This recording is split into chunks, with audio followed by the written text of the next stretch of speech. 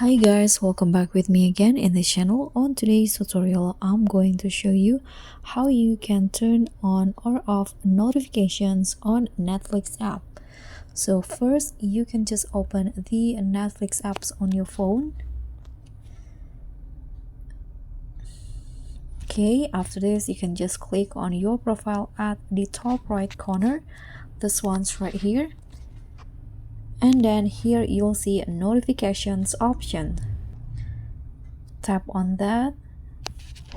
Sorry, not that one. So you can just go to the app settings in here, and here you can see the notification section. So if you want to turn it on, just click on this circle to turn it on until it turns to blue, just like this.